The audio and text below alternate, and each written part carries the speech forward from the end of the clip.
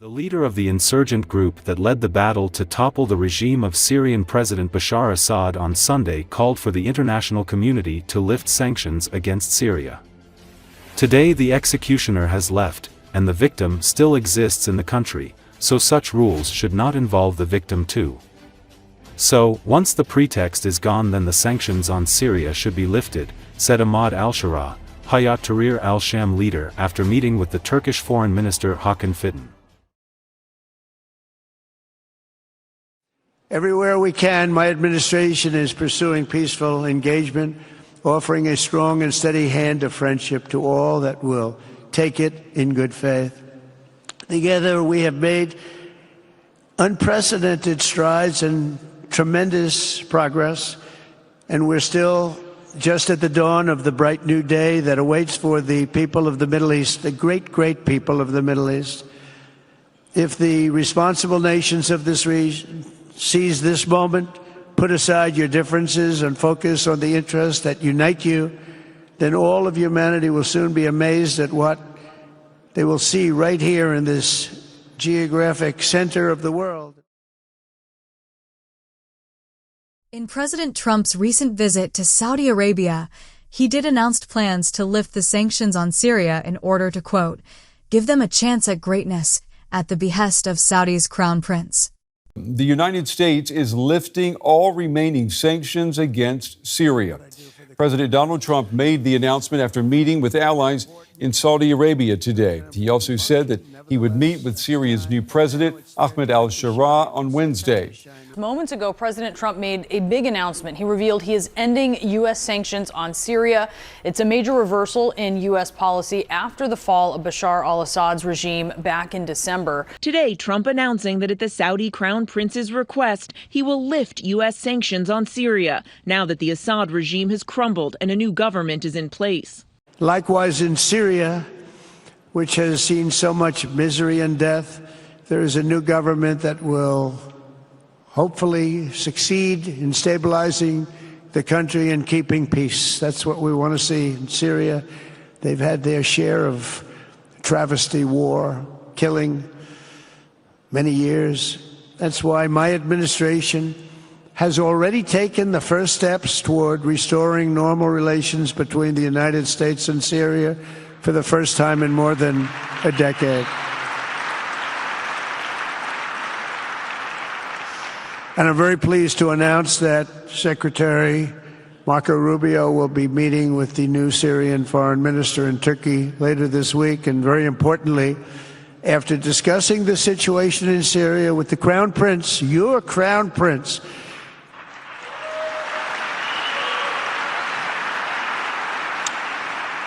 and also with President Erdogan of Turkey, who called me the other day and asked for a very similar thing, among others, and friends of mine, people that I have a lot of respect for in the Middle East. I will be ordering the cessation of sanctions against Syria in order to give them a chance at greatness.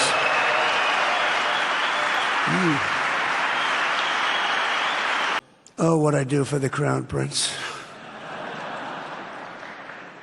The sanctions were brutal and crippling and served as an important function, nevertheless, at the time. But now it's their time to shine. It's their time to shine. We're taking them all off, and they're going to have, I think they're going to have, based on the people and the spirit and everything else that I'm hearing about.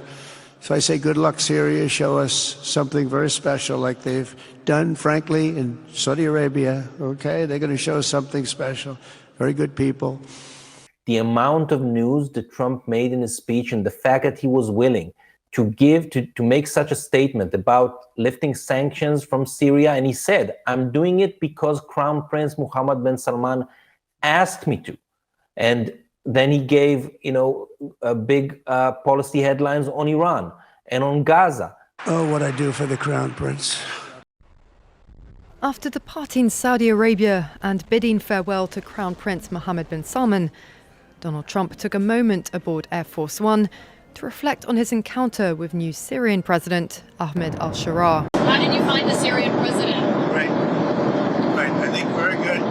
Young, attractive guy, tough guy. Strong past. Very strong past.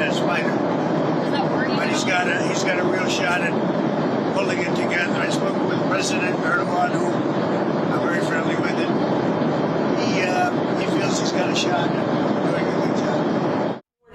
Before traveling here to Doha. The Syrian foreign minister said that the 33-minute-long meeting included discussions about combating terrorism and cooperation in eliminating the influence of armed groups that threaten Syrian stability. Trump also asked the Syrian government to assume responsibility for over a dozen detention centres holding some 9,000 suspected members of the Islamic State group, currently run by the US-backed Kurdish-led forces. The US president also said he urged al-Sharaa to join the US-brokered Abraham Accords, which normalised relations between Israel and the United Arab Emirates, Bahrain and Morocco. I told him, I hope you're going to join when it's straightened out. He said yes. But they have a lot of work to do. White House Press Secretary Caroline Leavitt shared a handout of the meeting, saying President Erdogan praised President Trump for lifting sanctions on Syria. Turkey also committed to working alongside Saudi Arabia to encourage peace and prosperity in Syria. Crown Prince Salman called Trump's decision courageous for lifting the sanctions. The Treasury Department issued a general license authorizing transactions involving interim Syrian government officials, led by President Ahmed al-Sharaa, for Seasons Damascus Hotel, the country's central bank, a number of other banks, Syrian Arab Airlines, and state-owned enterprises, mostly in oil and gas. The license, known as GL-25, is set to enable new investment and private sector activity, pursuant to President Trump's America First strategy. Secretary of State Marco Rubio issued a 108-day waiver pursuant to the Caesar Act to facilitate the provision of electricity, water, and sanitation for humanitarian efforts. In exchange for the sanction relief, President Sharaa was required to eject all foreign militants, deport Palestinian terrorists, and help America prevent the resurgence of ISIS. As per the White House statement, Trump told al-Sharaa to do a great job for the Syrian people, listing out the following demands. Sign the Abraham Accords with Israel, tell all foreign terrorists to leave Syria, deport Palestinian terrorists, help the United States prevent the resurgence of ISIS, assume responsibility for ISIS detention centers in northeast Syria. Syria sees the sanction lift as a step towards alleviating the country's humanitarian and economic suffering.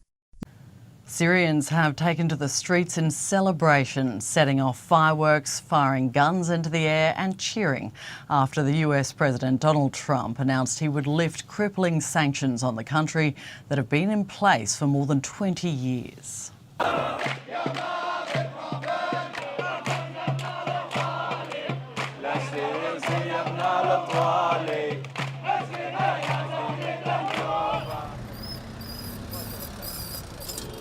رفع العقوبات هي بتسهل في عملية التحويل وبكون في ثبات في الأسعار وبكون في سهولة بالتحويل من الخارج للداخل ومن الداخل للخارج. هلا قبل ما كنا نحسن نحول قبل طول ما كنا نحسن نحول حتى صار إنه علينا مشاكل كتير نحن بالذات إنه ما كان بيسمحوا لنا إنه نحول بينما اليوم ما في تحويل بكون بسهولة أكثر. Well, Syrians have taken to the streets of the capital of Damascus to celebrate Donald Trump's decision to lift long-running US economic sanctions. Residents in Damascus praised Saudi Arabia's Crown Prince Mohammed bin Salman, who advocated ending sanctions dating back to the rule of the deposed Assad government. Mr. Trump made the announcement in the Saudi capital, Riyadh, where he started his tour of Gulf Arab states. This is in Damascus, where tens of thousands of people have taken to the streets celebrating Donald Trump, saying that the US is going to lift sanctions on Syria. It sparked huge celebrations from Damascus here to Aleppo that we are seeing now, and also in Hama. It comes just a few weeks after the country's new government was sworn in following the fall of the Assad regime. The country has been crippled by international sanctions for years, which have made even the most basic of necessities hugely expensive for the vast majority of the population. Hope tonight clearly that that could change with this move by Donald Trump. هلا ان شاء الله اول شيء ارتفعت العقوبات، ان شاء الله اللي بتوقعه باذن الله وبتمناه انه ترجع الاستثمارات على سوريا، ترجع الاقتصاد ينهض. يعني في شركات كثير حاربتنا طبعا من وراء الحقير بشار، الله لا يوفق ولا ييسر له امر. منع عنا كل شيء، منع الاستثمار، منع الاقتصاد، صارت في شركات ما تفوت، حتى الجوجل انحظرت عنا، يعني ما ضل عنا اي شيء فيك تتنفس منه. هذا فرح ثاني وهذا تحرير ثاني، رفعت العقوبات، هذا معناته في انتعاش، بدنا نطلع من الازمات المائيه والاقتصاديه. شكرا السعوديه، شكرا قطر، شكرا تركيا، تحيه امريكا وشعب امريكا اللي بالنهايه اقتنع انه هاي الثوره ثوره شعب، ونصره ودعم نصره شيء اكيد دعم للعالم كله ولاستقرار العالم كله. The Syrian sanction lift ends 46 years of the sanctions. Washington had held sanctions on Damascus since 1979 after listing Syria as a state sponsor of terrorism. First, the Department of Treasury today has announced the designation of Syrian officials General Hisham Ikhtiyar and General Jami under Executive Order 13338. It's aimed at financially isolating individuals and entities that are directly or significantly contributing to Syria's support for designated terrorist groups, its military or security presence in Lebanon, its pursuit of weapons of mass destruction, interference with international efforts in Iraq, or that are acting for or on behalf of other specially designated nationals of Syria. Additional sanctions were imposed in 2011 following the anti-Assad uprising that was associated with Iran and Russia. Nearly 3 weeks ago, the US fired 59 Tomahawk cruise missiles worth around $60 million at a Syrian regime airbase. Its first deliberate strike on Assad territory in more than 6 years of conflict. President Donald Trump said that attack was in response to this. A sarin gas attack on a rebel-held town in Idlib that killed dozens of civilians, many of them children. Now the US says it's taking another step to stop the Syrian regime producing chemical weapons. It's bringing sanctions against 271 employees of Syria's Scientific Studies and Research Center, a government agency tasked with producing non-conventional weapons. The US is freezing all their assets in America and blocking any American person or business from dealing with them. Earlier today, the United States Department of Treasury's Office of Foreign Asset Control imposed sanctions in response to the April 4th, 2017 sarin attack on innocent civilians by the regime of Syrian dictator Assad. OFAC is sanctioning 271 employees of Syria's Scientific Studies and Research Center, the Syrian government agency responsible for developing and producing non-conventional weapons and means to deliver them. OFAC has targeted these 271 employees because they have expertise in chemistry and related fields or have worked in support of chemical weapons programs since at least 2012. Today's action, less than 3 weeks after the attack on Khan Sheikhoun, is one of the largest ever executed by OFAC.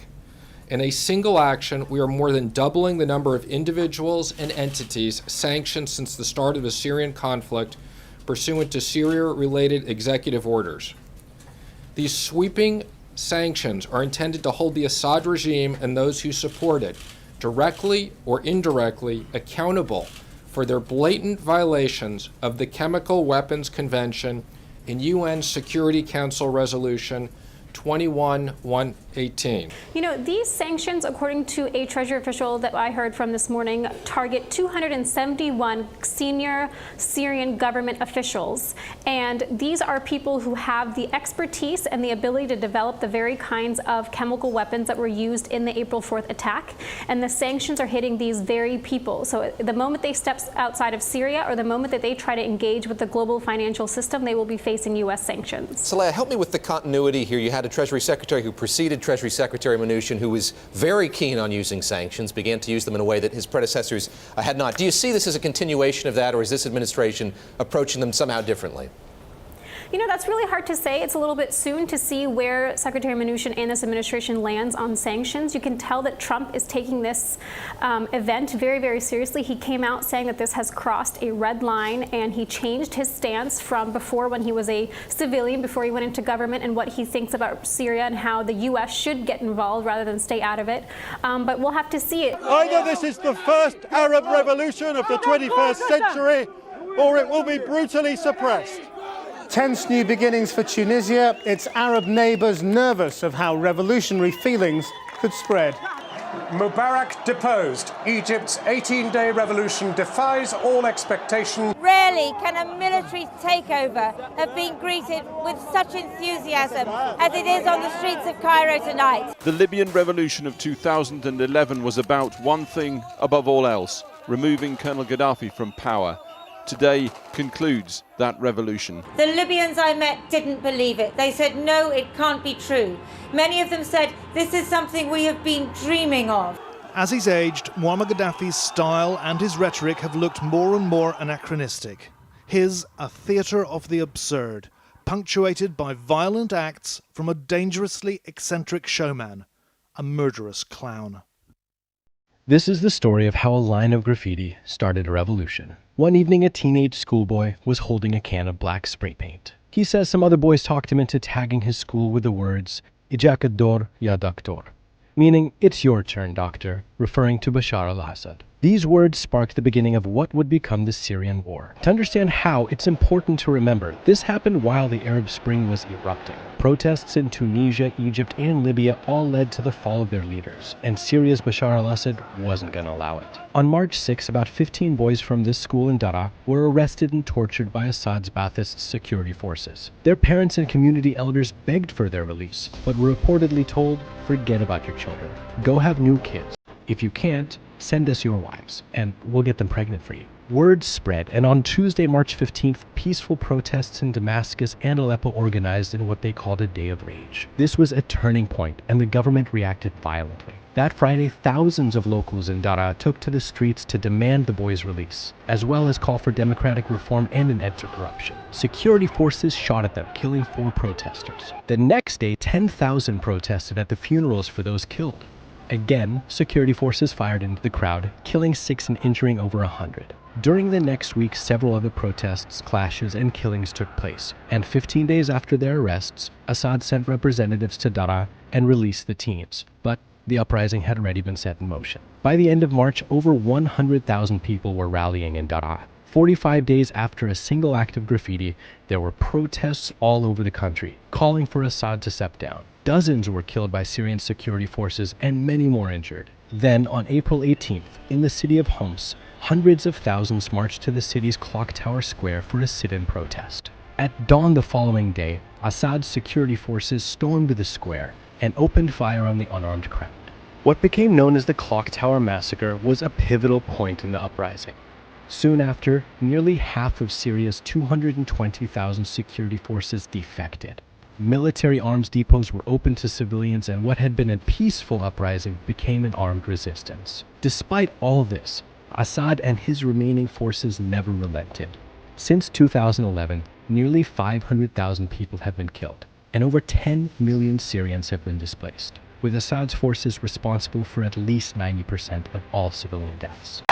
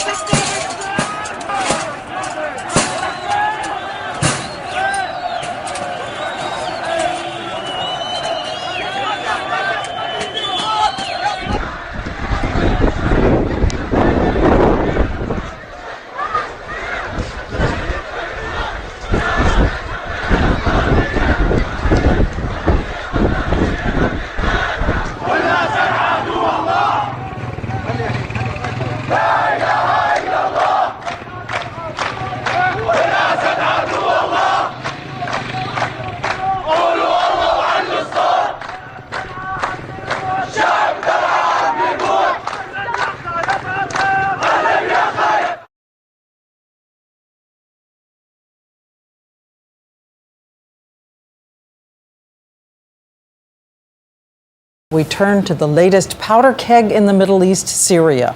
A bloody day. At least 75 people were killed during pro-democracy demonstrations against the government of Bashar al-Assad, the 45-year-old doctor educated in England. I met him in 2007.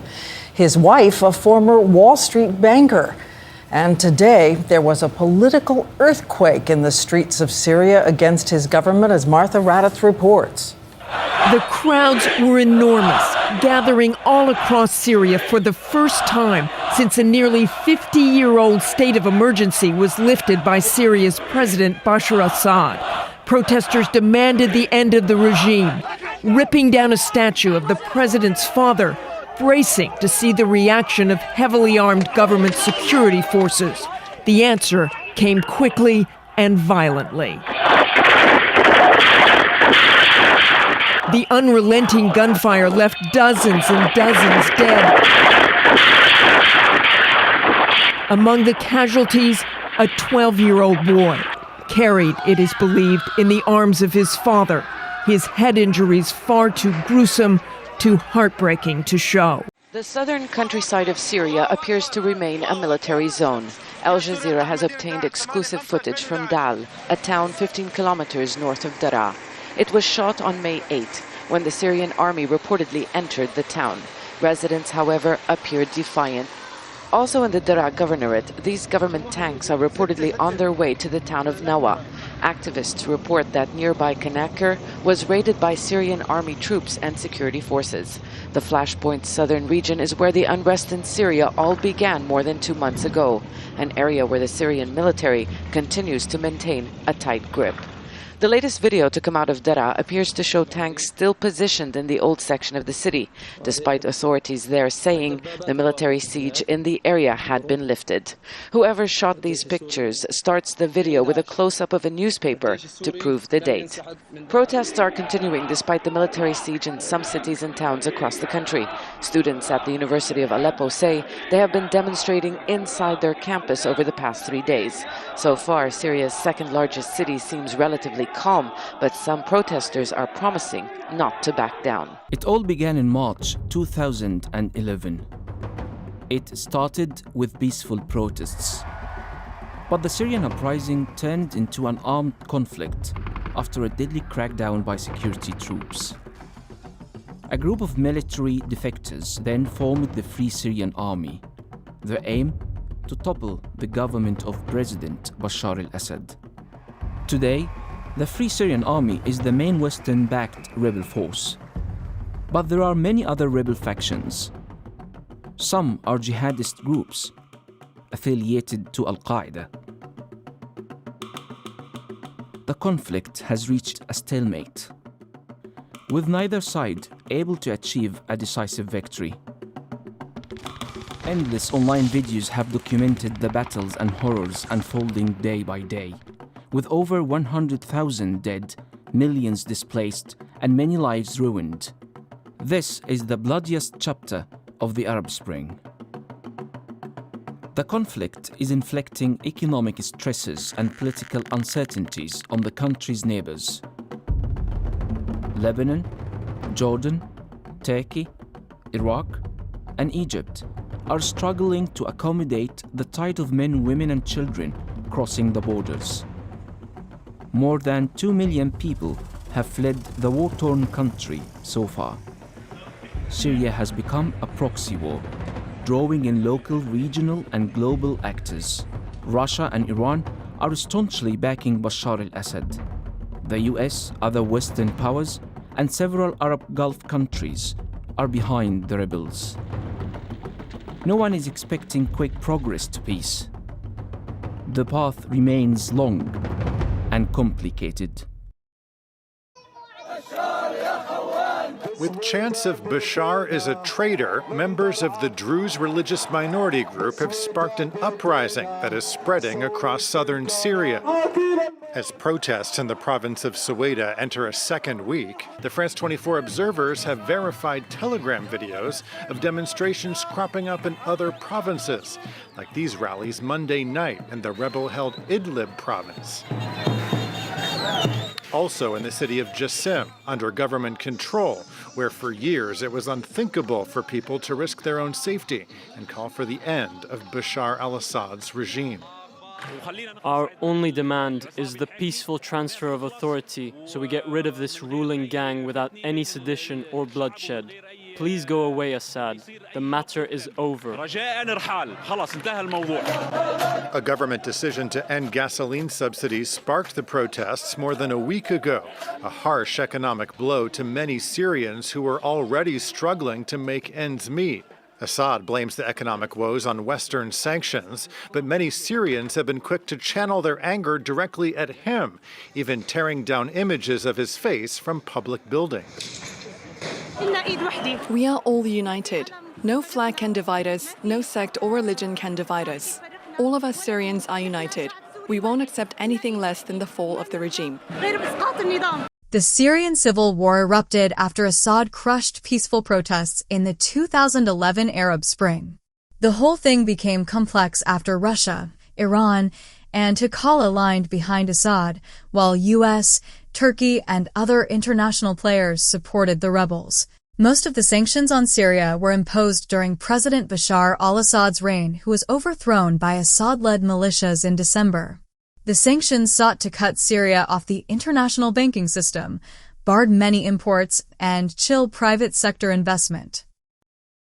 The U.S. sanctions target Syrian President Bashar al-Assad and 6 other senior Syrian officials, including the vice president, the prime minister, minister of defense, and head of intelligence. They also target 2 Iranian National Guard commanders, whom the U.S. accuses of aiding Syria in the crackdown on protesters. The U.S. points to what it says is the increasing brutality of that crackdown. Behind the scenes, U.S. and officials from other countries tell CNN President Assad for weeks has assured them he would change, that he would reform. But the situation on the ground told another story, the U.S. calling it a deteriorating situation. And the Obama administration finally gave up any hope that President Assad would follow through on those promises. The sanctions include a freeze on any assets or property that Assad has in the U.S. or under U.S. control, and also prohibits trade or doing business with Assad and the others targeted. And for 9 months, Syria's Bashar al-Assad has desperately been trying to avoid that fate with a brutal crackdown that has taken the lives of up to 4,000 people. The United States has imposed sanctions on the Syrian president over human rights abuses. It's the first time that Bashar al-Assad has been targeted directly by the international community for his government's crackdown on protests. The move came as witnesses said the army had been shelling a border town near Lebanon for the 4th day. Syrians fleeing across the border have described horrific scenes of executions and killings. Human rights activists say more than 850 people have been killed and thousands arrested since the uprising began in March. All these sanctions started since 1979, then 2004, 2020 and 2011 were triggered by the human rights violations and actions of the deposed Assad regimes inside Syria, including the brutal crackdown on protesters and human rights violations, and also its destabilizing rule in the region. Not long ago, you were widely seen as a fresh, pragmatic leader, a doctor whose life was in healing people. Now, sir, much of the world regards you as a dictator and a tyrant. What do you say to that? What's important how the Syrian people look at you, not how you look at yourself. So I don't have to look at myself. The protest really began after the detention and torture of children who were writing graffiti calling for your downfall. I've seen awful pictures of what happened. Why was there such a brutal crackdown? What happened? Well, I'll give you some examples that I saw. A 13-year-old boy who was arrested in April. A month later, his body was returned to his family bearing scars of torture. A famous cartoonist whom you know, who was critical of you, badly beaten, his arms were broken. A singer, famous singer, who wrote a popular song calling for your ouster, he was found with his throat cut. You have seen these pictures, have you not? No, but I Is this news to you? No, it's not news. I met with his father, with the father of that child, and he said that he wasn't tortured. The cartoonist. The cartoonist who is critical of you, I've seen his pictures. His hands were broken, he was beaten. Many people criticized me. Did they kill all of them? Who killed who? Most of the people that are being killed are supporters of the government, not the vice versa. What about the singer with his throat cut? I don't know about him. I don't know about every single case. He was a famous singer, a famous song. You don't know about it? No, I don't think he's famous. I don't know about him. In the beginning, these protests, the women were marching with children carrying olive branches. Nobody at that point was asking for you to step down. It has escalated. Do you think that your forces crack down too hard? They are not my forces. They are military forces belong to the government. Okay, but you're I don't own them. I'm president. Okay. I don't own the country. So they're not my forces. No, but you have to give the order. No. Not by your command? No. We don't have, no one's command. There was no command to kill or to be brutal. People went from houses to houses. Children were arrested. I saw those pictures. To be frank with you, Barbara, I don't live here. How did you know this? We have to be here to see. We don't see this. So it cannot depend on what you hear in the United States. I saw reporters who brought back pictures. Yeah, but how did you verify those pictures?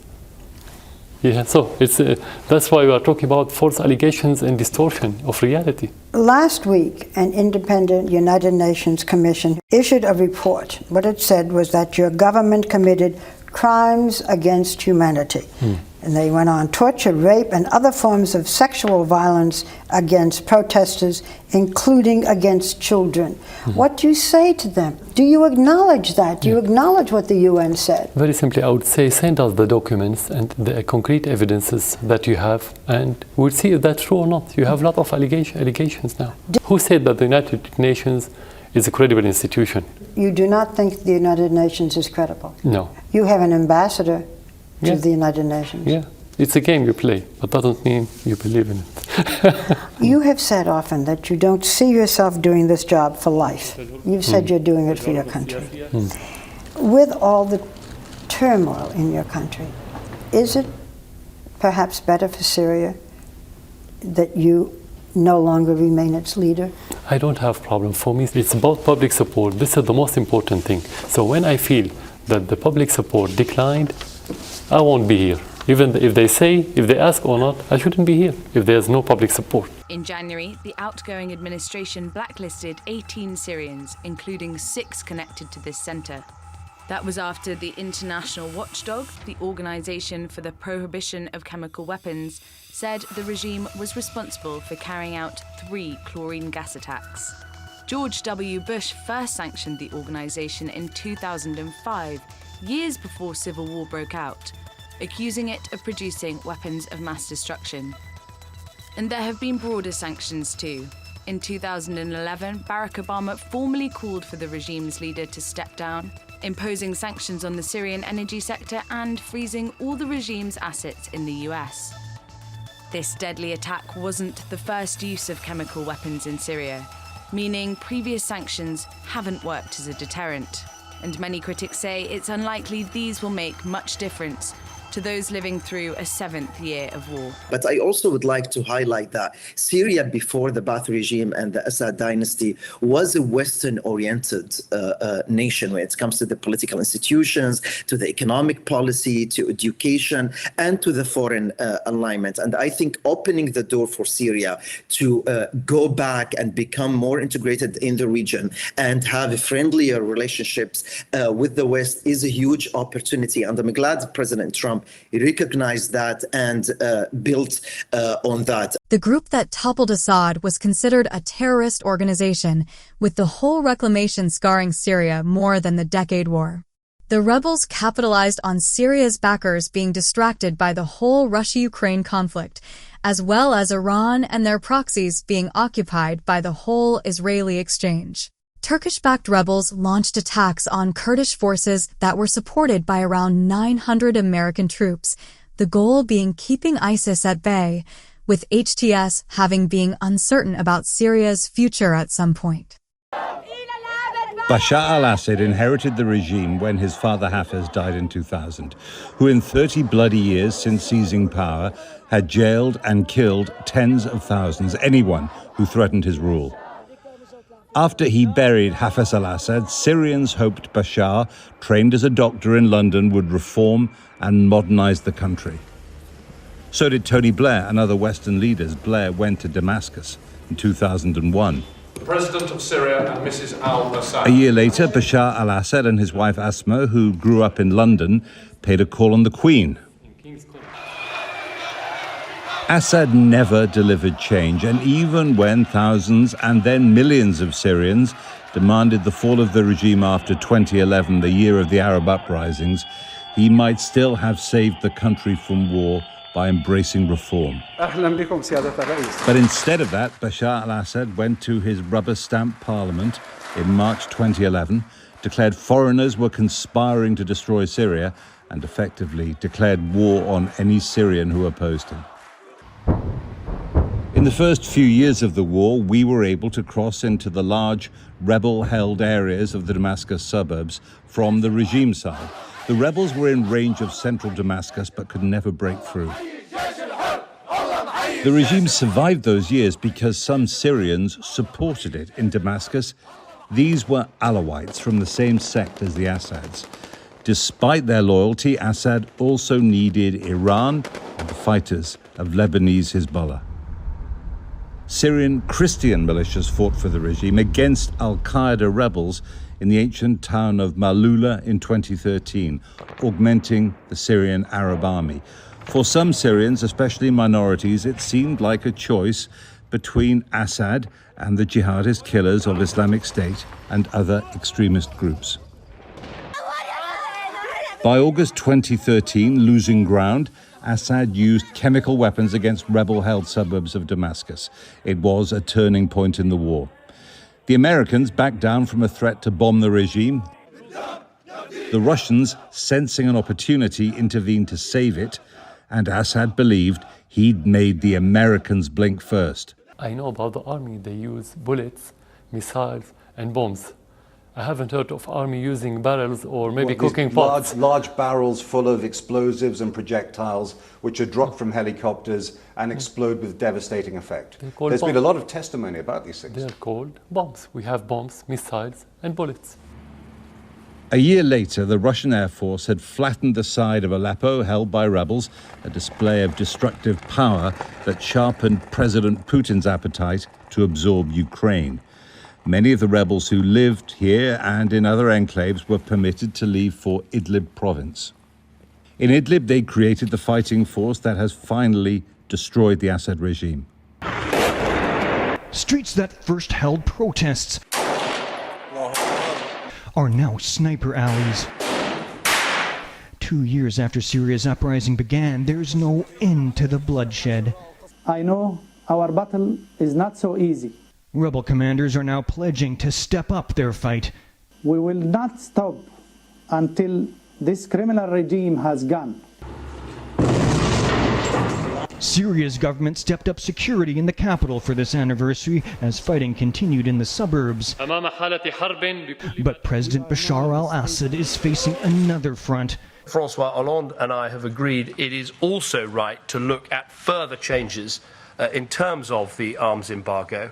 At an EU summit, France and Britain breaking away from allies, now openly calling to arm the opposition. Le plus grand risque, ce serait de ne rien faire. The biggest risk would be to do nothing, said the French president, and let al-Assad continue to massacre his people. Hitting the very heart of the Syrian military. 2 bombs exploded simultaneously at a checkpoint next to the government's army and air force headquarters. This army compound houses the Joint Chiefs of Staff and the office of the Vice President Farouk al-Shara. Syrian state TV called it a terrorist attack and put the number of injured at 6, all military conscripts. But witnesses on the ground described seeing many military vehicles rushing the injured to hospital. The leader of the Grandchildren of the Prophet Brigade of the Rebel Free Army told Al Jazeera that it had carried out the attack. The unit, seen here at its inception in July, said it had smuggled parts of the explosive devices into the building over time, added that it had had help from people inside the compound. We did today make a huge explosion by planting containers in cooperation with people from the heart of the regime. They have been bought in advance. We had targeted the military general staff building, which usually residents, high rankers, officers and security officers. The Free Syrian Army's last significant attack on senior members of the regime back in July killed 4 of President Assad's senior military and cabinet members. The government's response was to pull back troops from Aleppo to reinforce security in the capital, opening the door to the FSA making major inroads in Aleppo. Elsewhere in the capital, government troops shelled Zabadani in the outskirts of Damascus. Rocket attacks also hit the city of Homs and shops and businesses in Abu Kamal on the Iraqi border.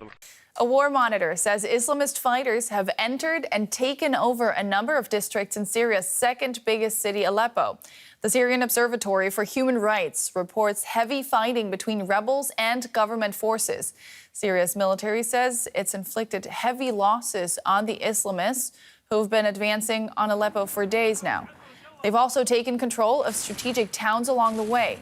The observatory said Syrian and Russian warplanes have bombed the rebel enclave of Idlib. The escalation in fighting comes after weeks of simmering violence. The rebels moved on to Aleppo, shelling the city.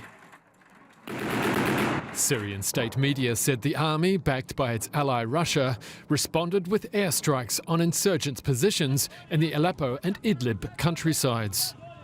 The Syrian army says the assault is being led by the Hayat Tahrir al-Sham, or HTS, a militant group which controls much of northwestern Syria. The HTS is led by al-Qaeda's former Syria branch. It consists of multiple different insurgent groups, some with Salafist and jihadist ideologies. Many reject the influence of foreign forces such as Turkey, Russia or the United States, but others approve. It's a complicated coalition, but what does unify them is their opposition to Syrian leader Bashar al-Assad. I've been displaced for 5 years, but thank God I'm now fighting to reclaim our land from the grip of the criminal regime. We will persevere on this path and call on young people to join us in the struggle to take back our country. Since 2020, the HTS and other rebel groups have been mostly based in the Idlib province. The area was subject to a Turkey and Russia brokered truce. But outside of Idlib, there are large parts of Syria still controlled by rebels opposed to Assad's government, including along the border with Iraq. US-backed Kurdish forces maintain large parts of the north, and Turkey, along with the Syrian National Army, control a so-called buffer zone along the Turkish border. With the offensive, the rebels may be trying to capitalize on the other conflicts currently raging elsewhere, with Assad's ally Iran reeling from Israel's offensive on Hezbollah in Lebanon, and with Russia's resources stretched with its war in Ukraine. But the offensive and the Syrian government's response has left many civilians in the firing line. Groups of refugees have been fleeing the fighting, heading to shelters in the Idlib province.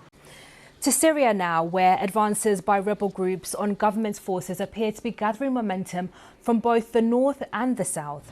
The news agency AFP quotes a war monitor and rebels as saying Druze militias are just 10 kilometers from the southern gates of the capital Damascus after snatching the southern province of Daraa from government control.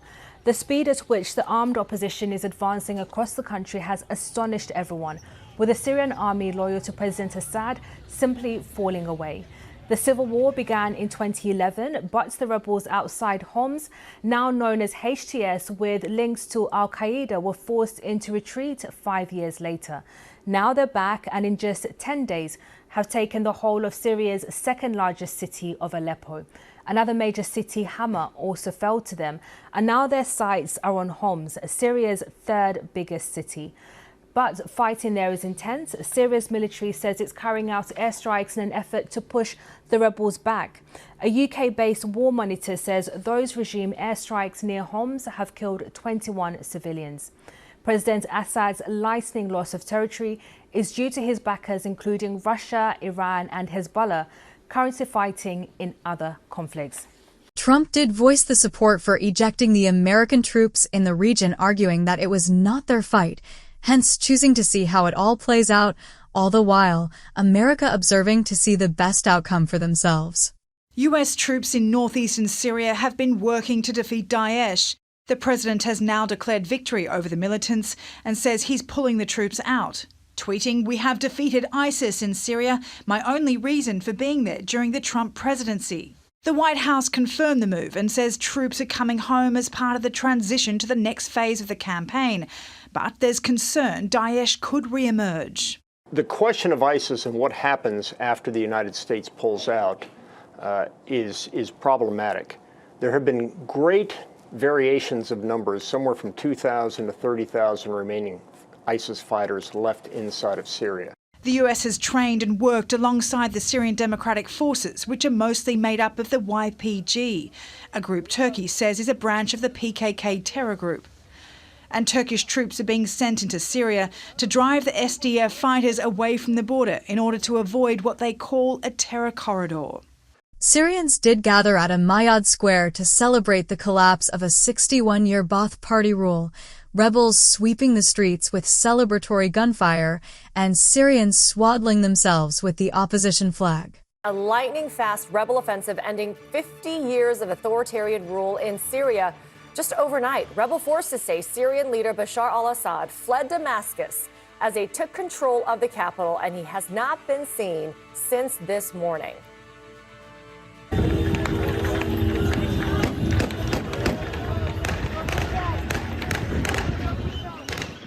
You hear it there. The news met with celebration across Syria and beyond. The gunfire there in celebration as rebel supporters cheered in the streets and they tore down monuments to the Assad family. We have new video in this morning. It shows rebels escorting Syria's prime minister reportedly to a hotel to officially hand over government authority. Shortly before that, the prime minister released this message. He said he was ready to work with new leadership. We are ready to cooperate with any leadership the people choose, offering all possible support to ensure a smooth and systematic transition of government functions, preserving state facilities. The prime minister said this happened very quickly, with rebels sweeping through the country since launching the offensive last week. And they claimed to have captured 4 cities in a single day before reaching Damascus. And now the rebels are questioning Syrian military officers and others trying to find Bashar al-Assad. Even they made it here, you can see, inside his palace.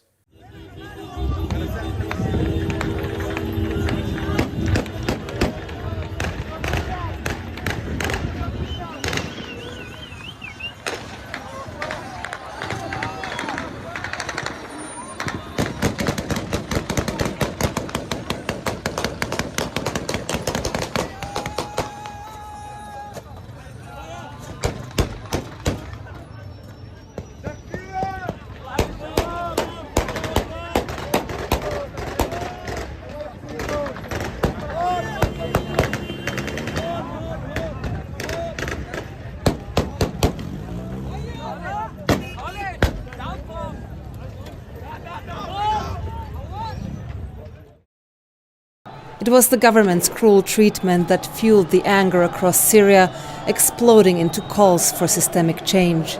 After his release, Muawiyah went on to join the armed opposition. We want security and safety to return to Syria, and that we rebuild it with our hands.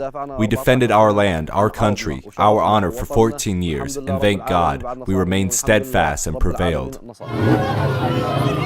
Now, students in Daraa can flood the streets without fear of arrest and torture.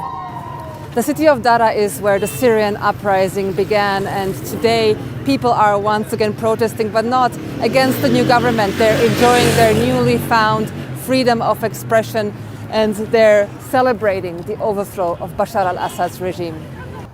This is a protest of victory. We got rid of the tyranny of Bashar al-Assad, the pig.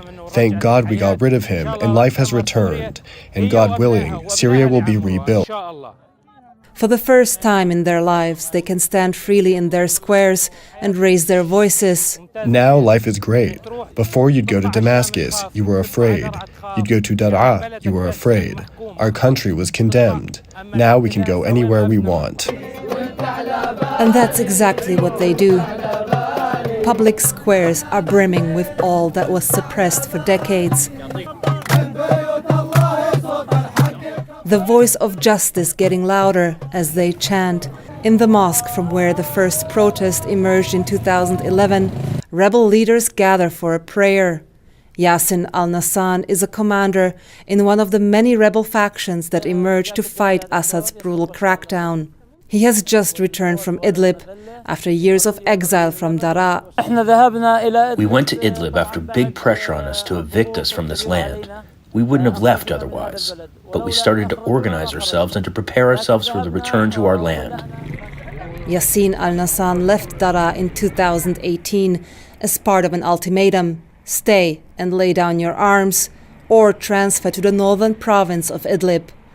What may have looked like a defeat at that time became an opportunity that paved the road to victory. The factions united under the leadership of Hayat Tahrir al-Sham, or HTS, the leading armed opposition group that controlled Idlib before it launched its surprise offensive earlier this month. The offensive was a surprise for others, but not for us in the north. We were waiting for it to start, but we chose the right time. Now, all the factions will become part of the Ministry of Defense. There are no more factions. There will be a proper organized army which will incorporate those who volunteered to defend this country, and we will finish with the factionalism and chaos. Indeed, the power struggles that weakened the opposition in the past appear to have diminished. Inside the city's main government complex, fighters from the south and north mingle with one another. Yesterday, the guys from the north came and we merged with them, and now we work together. Former President Biden welcomed Assad's fall, hoping that Syria would rebuild for a better future. At long last, the Assad regime has fallen. This regime brutalized and tortured and killed literally hundreds of thousands of innocent Syrians. The fall of the regime is a fundamental act of justice. It's a moment of historic opportunity for the long-suffering people of Syria to build a better future for their proud country. It's also a moment of risk and uncertainty. As we all turn to the question of what comes next, the United States will work with our partners and the stakeholders in Syria to help them seize an opportunity to manage the risks. You know, for years, the main backers of Assad have been Iran, Hezbollah, and Russia. But over the last week, their support collapsed, all three of them, because all three of them are far weaker today than they were when I took office. And let's remember why. After Hamas attacked Israel on October the 7th, 2023, when much of the world responded with horror, Iran and its proxies chose to launch a multi-front war against Israel. That was a historic mistake on Iran's part. Today, Iran's main territorial proxy, Hezbollah, is also on its back. We will engage with all Syrian groups, including within the process led by the United Nations, to establish a transition away from the Assad regime toward independent, sovereign, independent, I want to say it again, sovereign Syria, with a new constitution, a new government that serves all Syrians. And this process will be determined by the Syrian people themselves. And the United States will do whatever we can to support them. For the first time since he fled the country, he had ruled with an iron fist and a willingness to kill his own people to stay in power. Former Syrian President Bashar al-Assad was heard from today. In a statement from exile in Moscow, Assad said, quote, at no point did he consider stepping down or seeking refuge, but said he was evacuated from Syria by Russian forces after he left Damascus for his family's hometown near Syria's coast. Assad also said that the country has, in his words, fallen into the hands of terrorism. That's a reference to the forces that led the Lightning campaign that marked a new chapter in Syria's rebellion and now apparently leads that devastated nation. But the seeds of that revolution were sown just to the south of Damascus, in the city of Daraa, by students and young people back in 2011, as the Arab Spring took hold across the Middle East. According to UNHCR, 13 million people fled their homes during the war, with the impact of this refugee situation influencing the whole immigration madness that was witnessed in Europe. An hour's drive from Jordan's capital of Amman, this family-owned pastry shop called Farouk Sweets looks like a typical Middle Eastern bakery. Customers stock up on pastries for the weekend. In the back, 5 bakers are busy filling large wedding orders. What's unusual is that this shop is inside Zaatari, the largest Syrian refugee camp in the world, spread over 3 square miles of desert. Opened by the Jordanian government and the United Nations in 2012, Zaatari lies just across the border with Syria. 80,000 people used to live in tents and now live in shelters made from corrugated metal containers called caravans. When they first arrived, refugees thought it would be for just a few weeks, maybe a month. But that stay has lasted longer than anyone expected, 5 years and counting. Even though they're less than 10 miles from home, refugees have had to recreate their lives here. That means, for many, opening up small businesses just like they did back home. The pastry shop is one of 3,000 businesses inside the camp. Many line the main road. There's a supermarket, a pizza place, a falafel stand, a gardening shop, and a store to rent bridal gowns. Jordanians have partnered with Syrian refugees, providing them credit and wholesale supplies to start over. In addition to whatever funds they brought with them, the UN provides refugees vouchers to pay for cooking and heating gas, as well as $28 a month per person to pay for food. That's $140 a month for a family of 5. That money helps refugees buy products from shops in the camp. The most popular attract local customers from nearby towns. Some Jordanian partners are even exporting goods produced in the camp. According to the UN, businesses inside Zaatari generate $13 million a month for the refugees and the Jordanians they do business with. The UN also pays some refugees to do jobs around the camp. Al-Jaqatar paints murals on caravans. Beyond the camps in Jordan's cities, the government has loosened employment restrictions on refugees and is investing in industries Syrians are skilled in: construction, agriculture, manufacturing, and technology. Oasis 500, a Jordanian company that mentors and invests in tech startups, has recruited Syrian entrepreneurs to come to Jordan and participate in their mentoring program. Jordan's government contends refugees are depleting a quarter of its annual budget, draining resources like water and overcrowding hospitals and schools. In Mafraq, the city closest to the Zaatari refugee camp, the population has doubled to 200,000. The High Al-Dubat School for Girls has shortened class times and lengthened school days to accommodate Syrian children. Jordanian kids come in the morning and Syrians in the afternoon. We in Jordan, for example, very early on believed that we cannot afford to have a lost Syrian generation. Syrian boys and girls that don't go for schools for 5, 6, 7, 10 years, they'll be left vulnerable to radicalization. Jordan has received $1.5 billion from the European Union, with another $4 billion in international aid pledged to help Syrian refugees. Minister Fakouri believes the EU is essentially paying Jordan to keep refugees in Jordan. The reality is, I think we are at a saturation point. We're fatigued as a nation. You can count on a country of Jordan to do this for 5 years, but this is the 6th year. There's no end in sight. It will take years before the refugees can go back safely. Enough is enough. The international community needs to do much more. You can't wait. It costs you 10 times when the refugees get into Europe. So why not do more at the host country's point of view?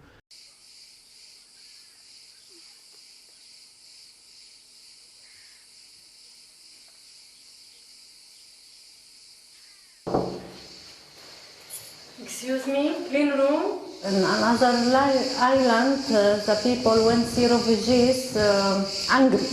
Here in Tilos, when see refugees smile, and in the morning Kalimera, and afternoon Kalispera. Something here different. Αν αυτό το μικρό νησί μπόρεσε να το κάνει αυτό, είναι σίγουρα ένα φωτεινό παράδειγμα ότι με λίγη προσπάθεια δεν θα υπάρχει προσφυγική κρίση, δεν θα υπάρχει ανθρωπιστική κρίση, δεν θα υπάρχει προσφυγικό πρόβλημα, όχι μόνο στην Ελλάδα, αλλά και σε ολόκληρη την Ευρώπη.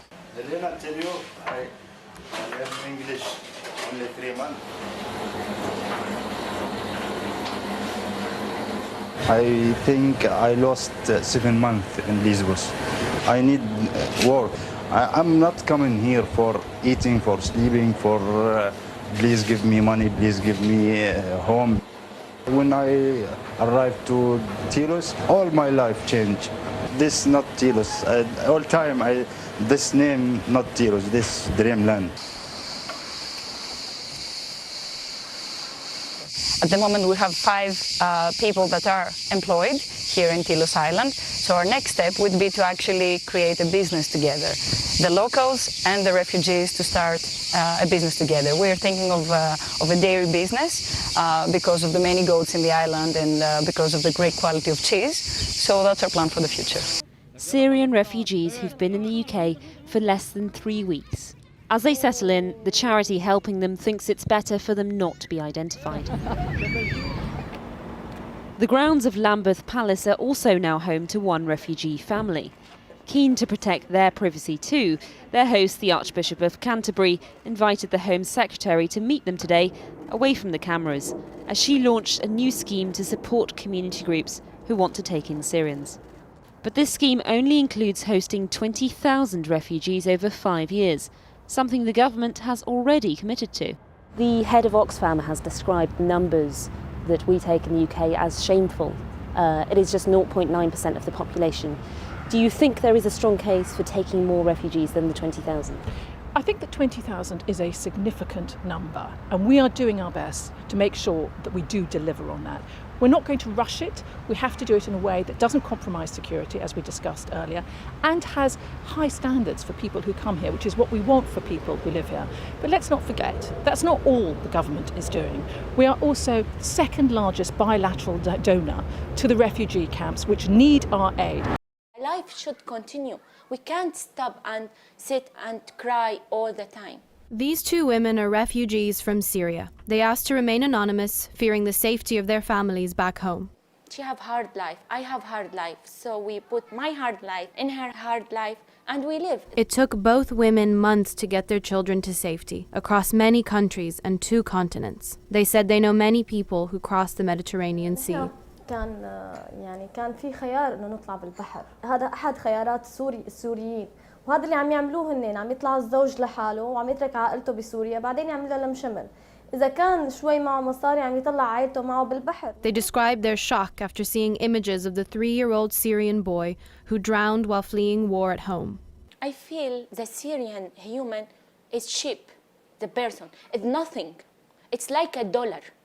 They throw the dollar on the sea. Now that you are safer here, you're safe in America with your kids, what do you want from your life here? I want to work. First of all, I want to work. أنا لما وصلت على أمريكا ما كان همي أي شيء إلا أن أأمن مستقبل للأولاد. More than 1 million Syrians live in Germany today, escaping the brutality of the Assad regime, evidenced by networks of political prisons that witness the torture and execution of Syrians. Germany is lifting an 8-year-long ban on deportations to Syria, creating a way to send people back to the devastated and dangerous country. It was announced after a meeting of the country's regional interior ministers late last year. Wer schwere Straftaten begeht oder terroristische Absichten verfolgt, um unserem Staat und unserer Bevölkerung empfindlich zu schaden, der muss unser Land verlassen. Derzeit gibt es in Deutschland rund 90 islamistische Gefährder mit syrischer Staatsangehörigkeit. Es ist nicht einzusehen, dass eine Abschiebung in diesen Fällen nicht einmal geprüft wird. Officials insist the decision will only affect a very small group of serious offenders, but that has done little to comfort many here in Berlin's Syrian community. In recent years, German authorities have arrested a number of Syrian migrants who posed a threat to public security. Despite the arrests, attacks have also taken place. In 2016, a Syrian who'd been denied asylum blew himself up near a music festival in the southern German town of Ansbach. And in October of 2020, a 20-year-old Syrian stabbed one person to death and wounded another in the eastern city of Dresden. The attacker was said to have had an Islamist background. The country's laws recognize universal jurisdiction for war crimes, crimes against humanity, and genocide. So when refugees identified 2 alleged former Syrian intelligence officers here, German officials acted, and the 2 men were arrested and charged. Their trial started in April 2020.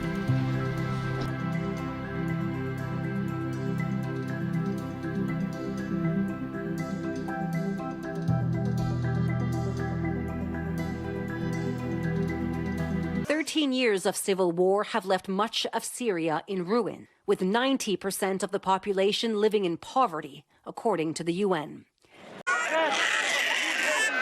These are some of the images that defined the 2015 Syrian refugee crisis. They escaped the civil war, tried to make their way onto European soil and beyond, seeking asylum.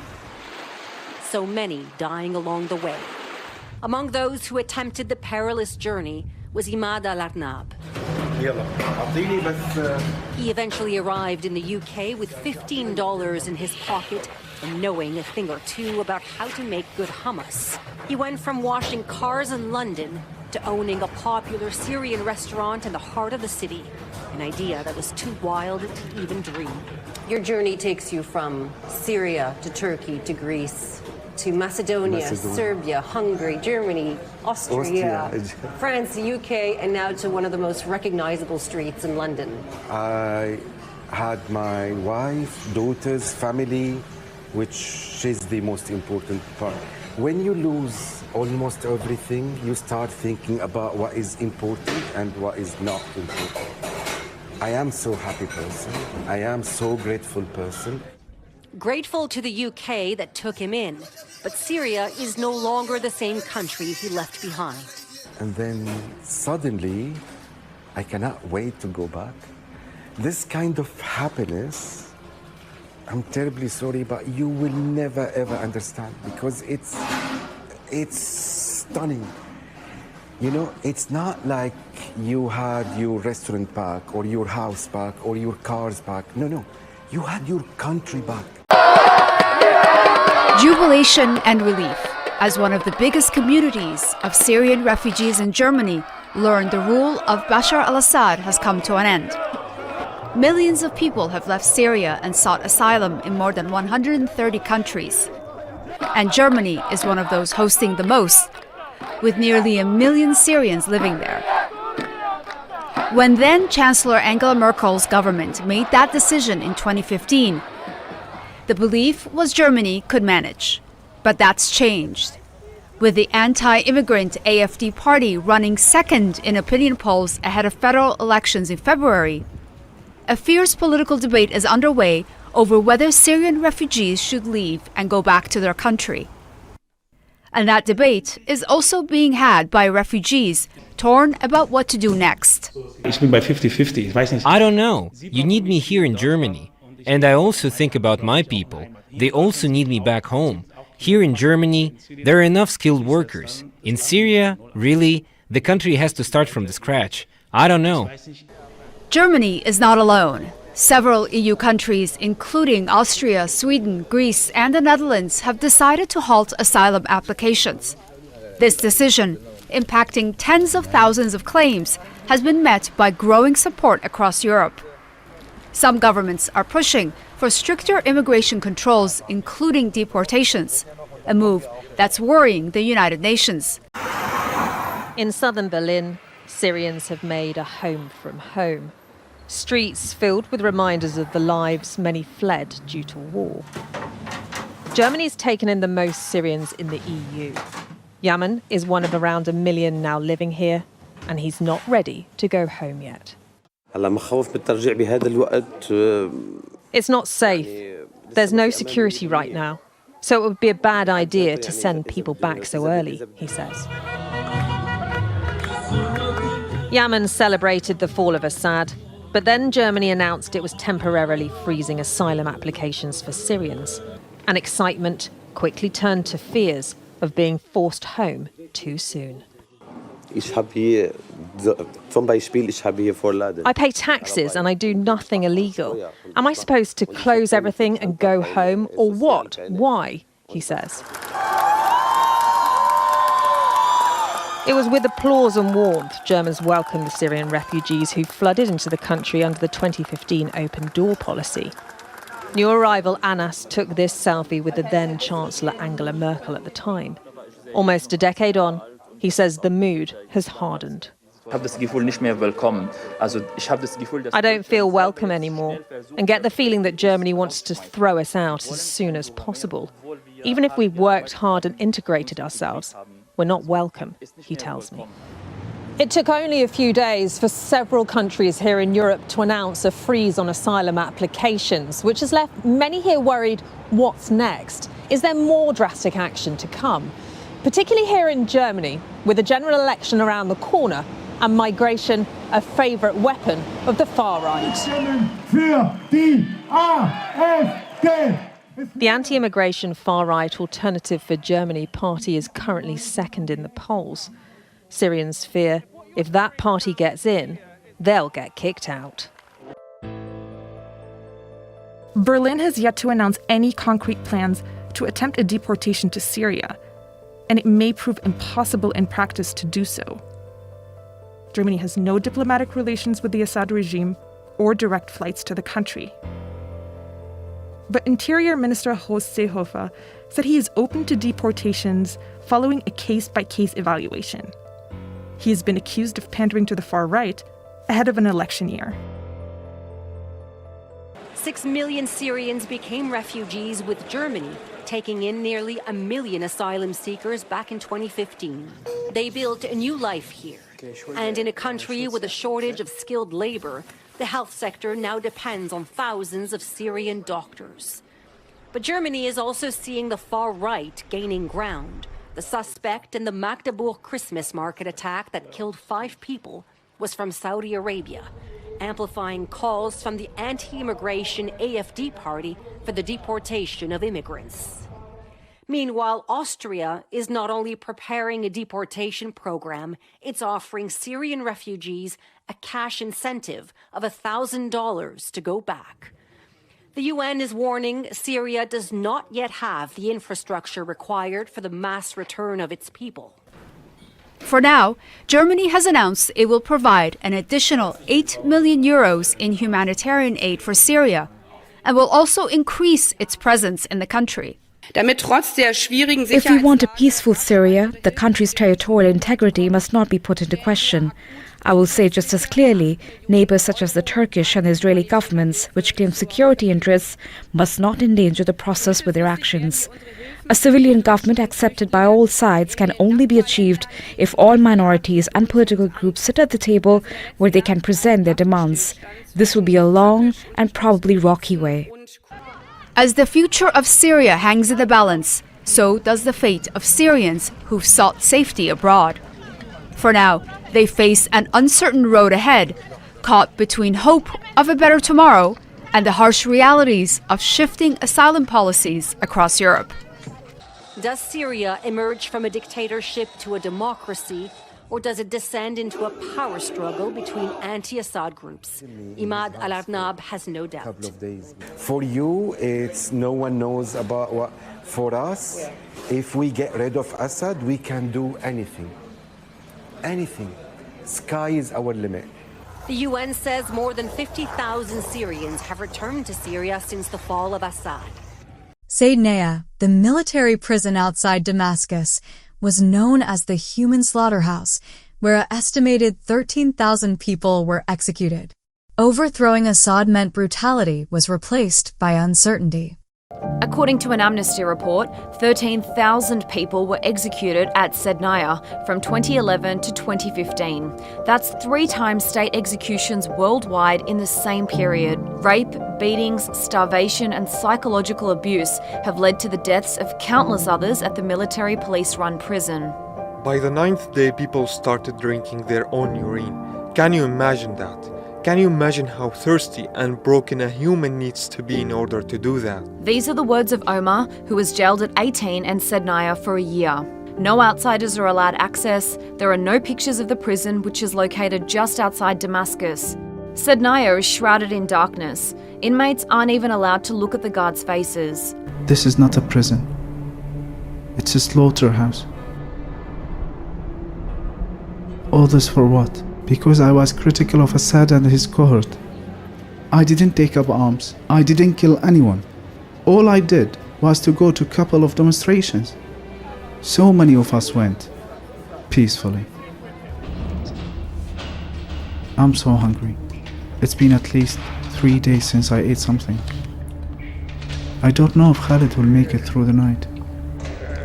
He's so weak. They beat him so much. I miss my family. It's been a year since I last held my little boy Ali. He's only 4. I wonder where he is. Is my wife Amal coping on her own? The gods are here. And they are calling out names, including mine. I'm being transferred to a civilian prison. Anything is better than Sednaya. But what about Khalid? Why aren't we leaving? Why are we being taken to solitary cells? It's so cramped.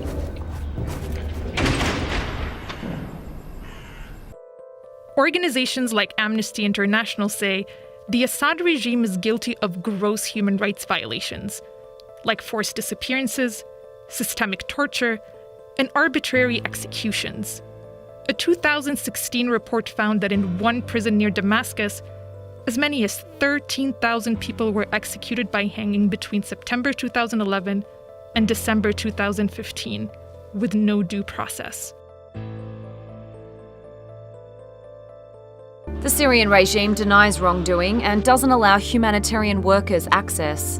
If we commit such atrocities at any stage of this conflict, we wouldn't have the support after 6 years. It's a very simple fact.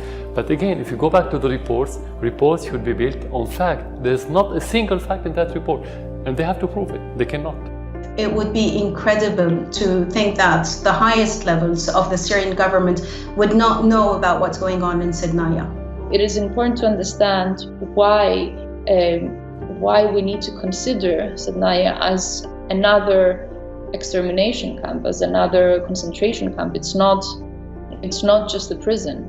If Sednaya closes, some former inmates want to turn it into a museum so that the world will always remember the worst place on earth. Sednaya prison, north of the Syrian capital Damascus, has become a notorious symbol of the inhumane abuses of the Assad clan, especially since the country's civil war erupted in 2011. Many of the prison locations in Syria were kept secret. Rights groups estimate that around 100,000 people went missing during the civil war, many of them behind those prisons' walls. According to Agence France Presse, the prison complex was the site of extrajudicial executions, torture and forced disappearances, epitomizing the atrocities committed against his opponents by ousted President Bashar al-Assad. Thousands of prisoners were freed from Assad's prisons after Syrian forces toppled his 2-decade-long dictatorship on the weekend. Some of those who emerged were long feared dead. Days later, throngs of people are still making their way to Sednaya, hoping for news of loved ones who long ago disappeared into its bowels. Some of those choosing to enter the prison to see the cramped and lightless conditions their loved ones endured often come out reeling. Many women are overcome with emotion.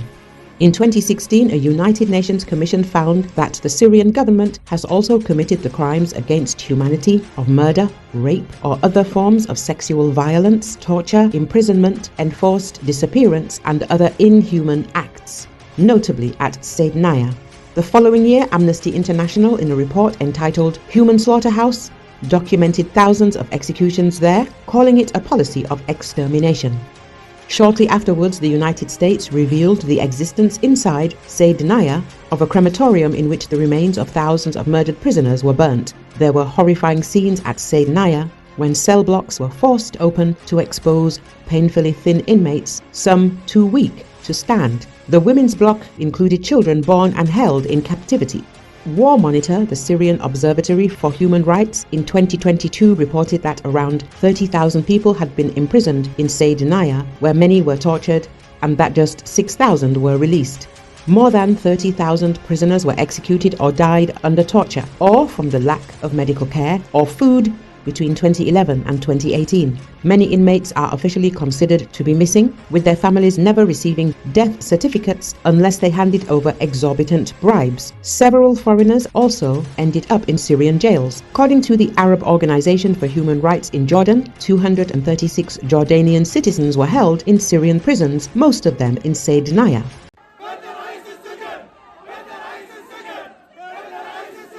Angry scenes could be seen outside the infamous Saydnaya military prison outside the Syrian capital, as thousands demanded to know the whereabouts of their loved ones.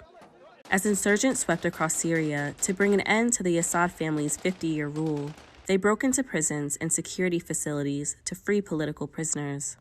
Civil defense workers dug holes in search of hidden cells and underground chambers.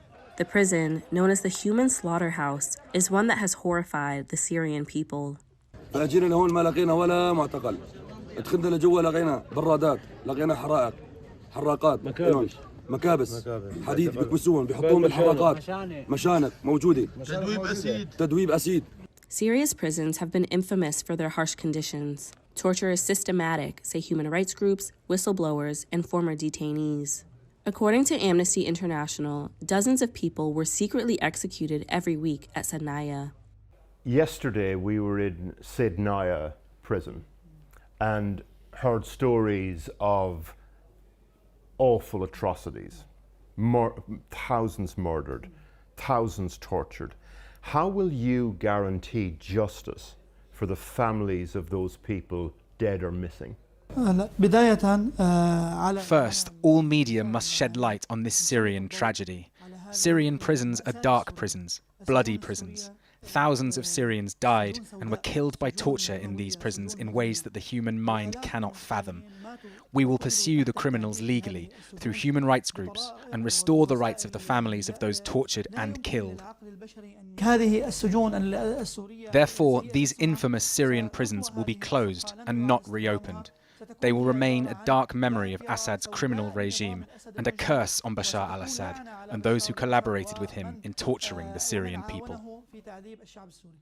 Yesterday at Saydnaya prison, we saw some very extreme anger being directed at the Alawite community. What guarantees can you give the Alawites and other sorts of minorities in terms of their own safety now? Yes, we have given public statements to reassure all sects, including Christians, Kurds, Druze, and others.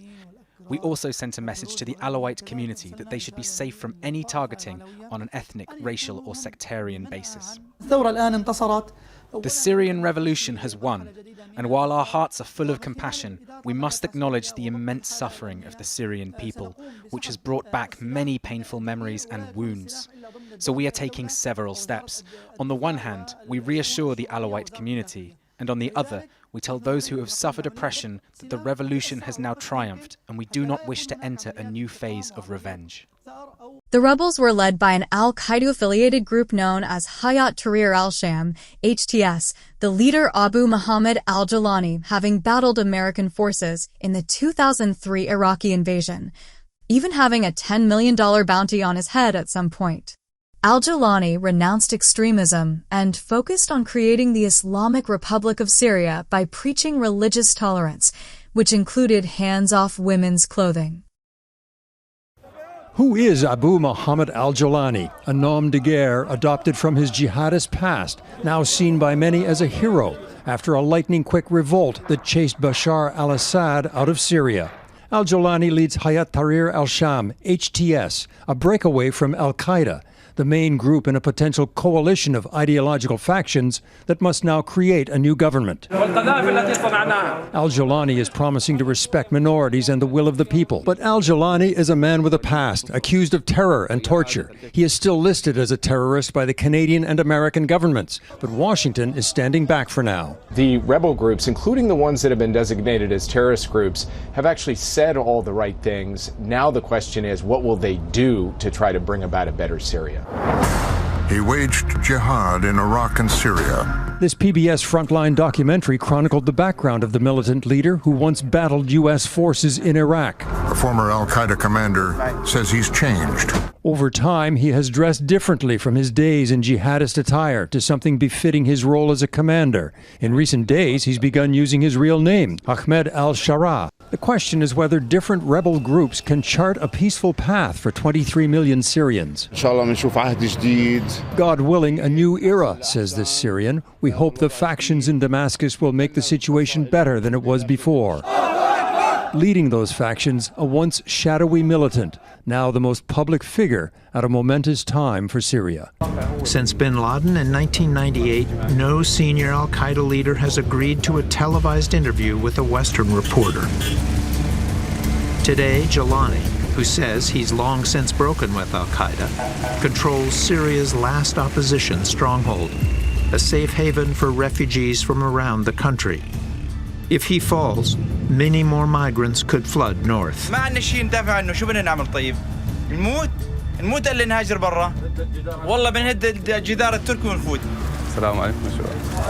Jolani's 10,000-plus man army, effectively backed by Turkey, is now the only thing that prevents it.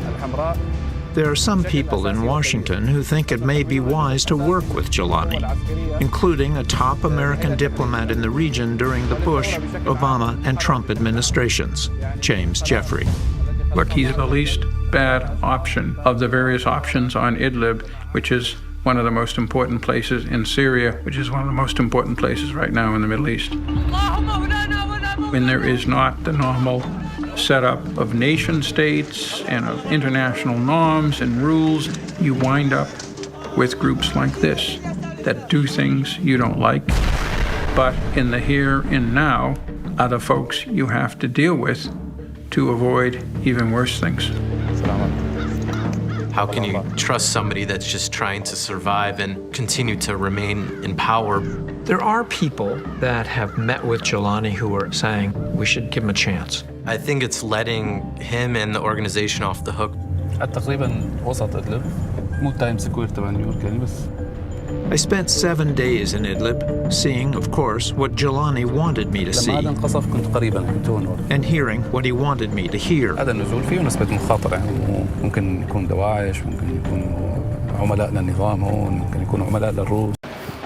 He's emerged as the man leading the charge of fighters in Syria. But little is known about Abu Muhammad al-Jolani, who's no stranger to armed opposition. The leader of Hayat Tahrir al-Sham became prominent in 2016 when he announced the rebranding of his armed group, Jabhat al-Nusra, and its split from al-Qaeda. His goal? To create what he said was an anti-regime front in Syria. Born in Damascus in 1982, Ahmad al-Ashra, Jolani took a pseudonym, one he says references family history of expulsion from the now-occupied Golan Heights after the creation of Israel. In 2003, after the U.S. invasion of Iraq, Jolani left Syria, joining al-Qaeda in Iraq, which led to his subsequent arrest. And in 2011, he returned to Syria as the founder of al-Nusra to take part in the revolution against President Bashar al-Assad. And most recently, he's been trying to present a more moderate view of the revolution to take back Syria from decades of Assad's brutal rule. The revolutionaries began entering the city of Hama to sanitize up the wound that has been left in Syria for 40 years. I ask God Almighty that it be a conquest in which there is no revenge. The sudden offensive by opposition fighters in Syria caught much of the world by surprise.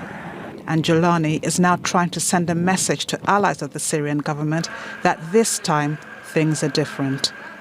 In the same way Iraq and Prime Minister Mohammed Shia al-Sudani distanced his country lately from the war between Iran and the region, we urge him to distance Iraq from entering the new furnace of what's happening in Syria. You know, listening to you speaking, you've gone through quite the transformation. Once an Al-Qaeda leader, your group has had affiliations with Al-Qaeda, with ISIS, and now you are projecting this image of a moderate leader and a moderate group. What is HTS right now? Hayat Tahrir al-Sham is one of the factions in the region, just like all the others. Now we're talking about a larger project. We're talking about building Syria. Hayat Tahrir al-Sham is merely one detail of this dialogue, and it may dissolve at any time. It's not an end in itself, but a means to perform a task confronting this regime. Once that task is complete, it will transition to a state of governance, institutions, and so on. I believe that everyone in life goes through phases and experiences, and these experiences naturally increase a person's awareness. A person in their 20s will have a different personality than someone in their 30s or 40s, and certainly someone in their 50s. So are those days behind you? Sometimes it's essential to adjust to reality, and because someone who rigidly clings to certain ideas and principles without flexibility cannot effectively lead societies or navigate complex conflicts like the one happening in Syria. People listening to this are going to wonder why they should believe you. You are still a specially designated global terrorist by the United States with a $10 million bounty on your head. Your group is a prescribed terrorist organization by the United States, by the UN, by the EU, and others. I say to people, don't judge by words, but by actions. I believe the reality speaks for itself. These classifications are primarily political and at the same time wrong. I define a terrorist as someone who intentionally kills civilians, harms innocents, or displaces people. If we're being honest, many of the wars waged by major powers in Arab, Muslim, and even non-Muslim countries have involved the deliberate killing of thousands, the destruction of homes, and the displacement of millions. Even the regime itself is guilty of such actions. But the US and others would say is that you were parts of groups that did exactly that. Personally, I have not done these things. The situation must be understood in its historical context. There was a massive war in Iraq that deeply stirred people's emotions, prompting many to go there. The circumstances of that war led people to various places, and my path led me to one of those locations. Given my level of awareness and my young age at the time, my actions evolved to where I am today. I didn't go to Iraq with those intentions. I went to defend the Iraqi people. And obviously, the Israelis weren't exactly happy with the whole Syrian situation, describing the move as risky as they view al-Shura as a jihadist in a suit. President Trump urged President al-Shura to join the Abraham Accords to recognize and normalize relations with Israel. As mentioned, there was a call to expel foreign terrorists, especially Palestinians, as part of the joint efforts towards stopping the ISIS resurgence.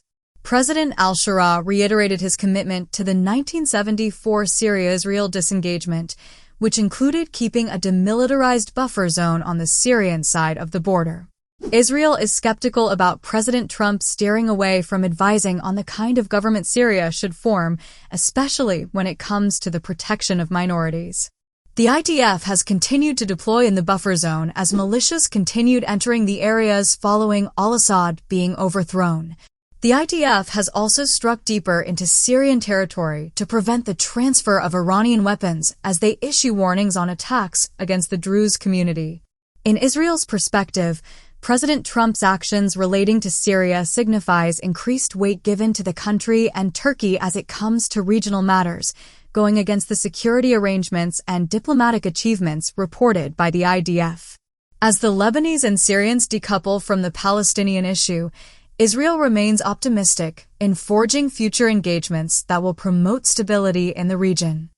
President al-Shura affirmed his commitment to the 1974 disengagement with Israel, the White House stated. He also expressed hope for Syria to serve as a critical link in facilitating trade between East and West, and invited American companies to invest in Syrian oil and gas.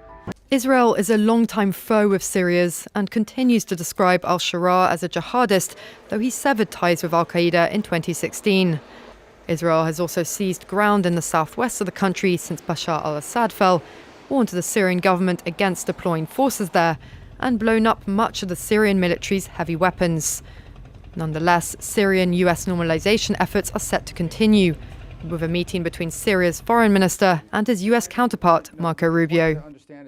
The president said he will give Saudi Arabia time, effectively, to reach the president's dream, in his words, of normalizing relations between Saudi Arabia and Israel. But it is very notable that President Trump is not going to Israel on this stop. He, of course, has met with the Prime Minister Netanyahu several times, a couple times in the Oval Office. But that is a key difference from his first foreign trip 8 years ago. During his first few months of his first term in office, he did stop in Israel directly after this. This time he is not. That is notable. Israeli Prime Minister Benjamin Netanyahu is watching this, and some of this is designed so that he feels pressure from the United States. Is that right? Well, I don't know if Trump designed it like that, if it's intentional, if it's part of its strategy, but it is definitely the result. Okay? Because Netanyahu finds himself on the outs. He looks at what's going on in Saudi Arabia and he thinks to himself, I could have been there. Because for months, before October 7th, and even after October 7th, even more, the Biden administration and then the Trump administration told Netanyahu there is an opportunity with Saudi Arabia. And don't get bogged down with this war in Gaza. And Netanyahu, for domestic political reasons, decided to get bogged down in the war in Gaza.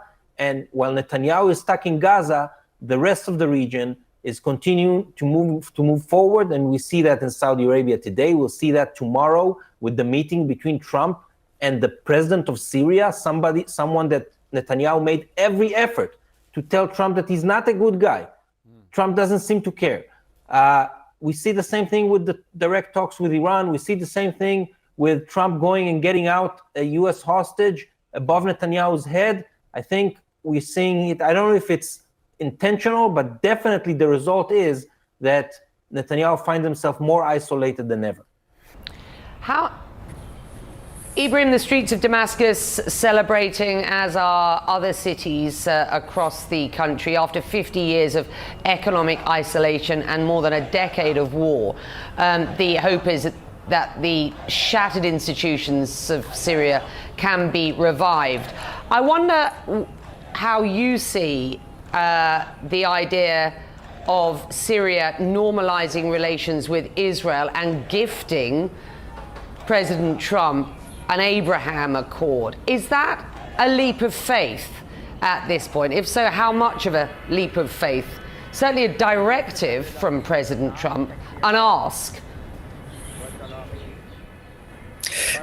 Becky, the majority of Syrians, they want to have peace at home and they want to have peace in the neighborhood. They do want to have peace with their neighbors. The issue with Israel is indeed complicated, but it's not impossible to resolve. The issue of the Golan Heights, the issue of the borders, the concerns of both sides are deep and real and serious. However, that means there is a potential for these talks, and there is a potential for having better relationships on both sides, the Israeli side and the Syrian side. And that requires both sides to start a long journey of negotiations between both of them, and to have and to believe that a better relationship is possible between both of them. Yesterday, we've seen Syrians celebrating in the streets, hoping really that their children will have a better life than the ones they had over the last few decades. And they will be able to have peace with their neighbors. They will be able to have peace in their country, and they will be able to focus more about how to rebuild this country rather than going from one conflict to another and from one cycle of violence to another. What does this say about US foreign policy, and how might this affect Washington's relationships with its more traditional allies? And I am thinking very specifically about Israel. It does feel as if we are turning a page with Donald Trump in US policy on the Middle East. I think the nature or the way of striking deals is clearly different between President Trump and the presidents before him. He's clearly not hesitant to take big steps and big leaps in relationships, like meeting with Ahmed al-Sharia, like announcing that he's going to lift all sanctions on Syria. You're talking about a historic day of Syria to all the people here, but what's your message to foreign countries who are worried or concerned about what's happening in Syria at the moment? What's your thoughts on this and what's your message? Their fears are unnecessary, God willing. The country will be rebuilt. The fear was from the presence of the regime. The country is moving towards development and reconstruction. It's going towards stability. People are exhausted from war. So the country isn't ready for another one, and it's not going to get into another one. The source of our fears was from the Iranian militias, Hezbollah and the regime which committed the massacres we are seeing today. So their removal is the solution for Syria. The current situation won't allow for a return to panic. According to the UN, 9 out of 10 Syrians currently live in poverty, and around half of the nation's infrastructure has been destroyed. The brutal dictatorship of Bashar al-Assad led to civil war within Syria, and it was a stronghold for ISIS, which not only terrorised its citizens but delighted in destroying ancient cities and temples once popular with tourists. The cost to rebuild the war-torn nation is expected to run into $400 billion. But lifting sanctions is an important first step. It will allow US companies to compete for reconstruction contracts and paves the way for the new Syrian government to resume exports, with the International Monetary Fund and the World Bank preparing to discuss restoring support. There is a roundtable on Syria during the spring meetings, and we believe the agenda is open and sufficient to empower Syria. The US intervention will also help legitimise the new Syrian government. Tonight, Donald Trump has met with Syria's new president, Ahmed al-Sharia, on the sidelines in Saudi Arabia, despite still officially listing him as a terrorist. But it is the first meeting of a US president and a Syrian leader for a quarter of a century. A remarkable step forward for a nation struggling to shake off the bonds of war. I have visited Saudi Arabia a few months ago, where I met with the Crown Prince Mohammed bin Salman, and he told me that he would exert all efforts in order to lift sanctions. And I've seen in his eyes and the eyes of his people the love for Syria and also their trust in its bright future. After that, I visited the Turkish President Erdogan, who also stood by the Syrian people and during more than 14 years, and also received millions of Syrian refugees with all the suffering and burden that they carried with them. I've seen also and witnessed solidarity, and they wanted to help us so that we can fall again on our feet. And also I visited His Highness Tamim, who also was with us since the beginning, and he was always standing by the side of Syria. I also visited the leader of the United Arab Emirates, and he showed that he was ready, that he will exert all efforts in order also to support Syria.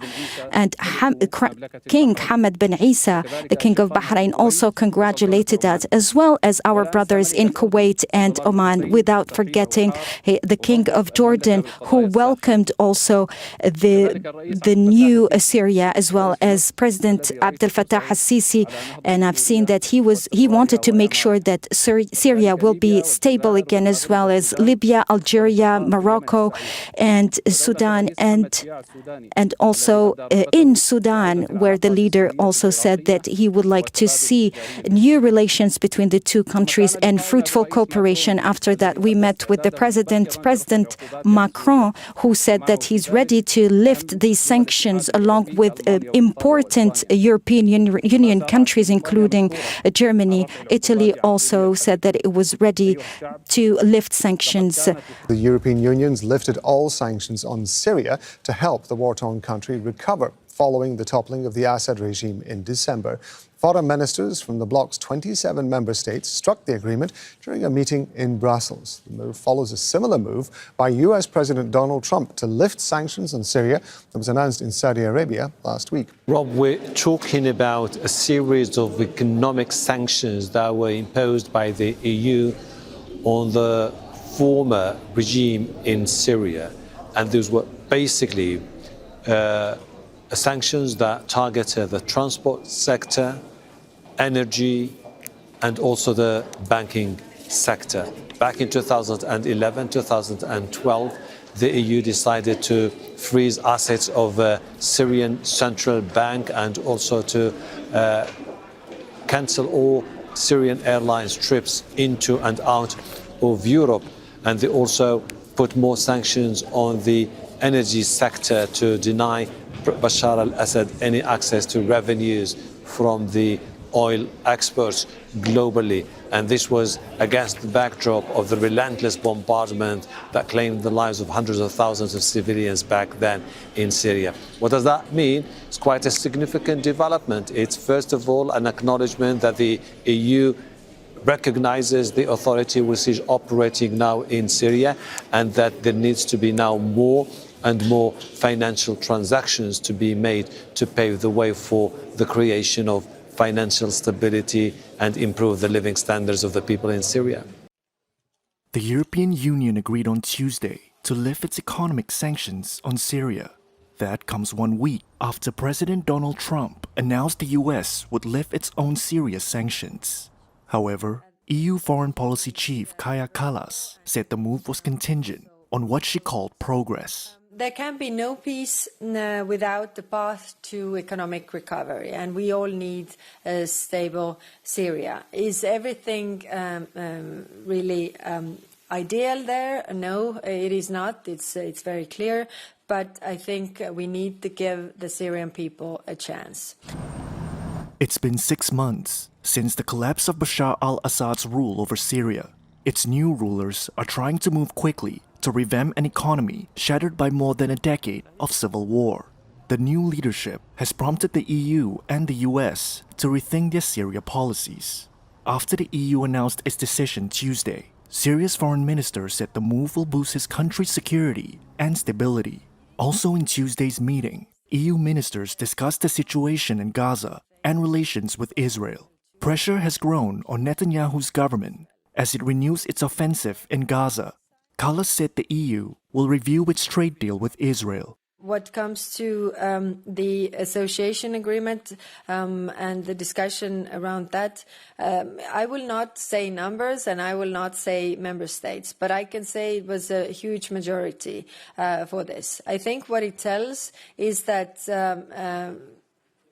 the countries see that the situation in Gaza is untenable. There was no immediate comment from Israel on the EU decision.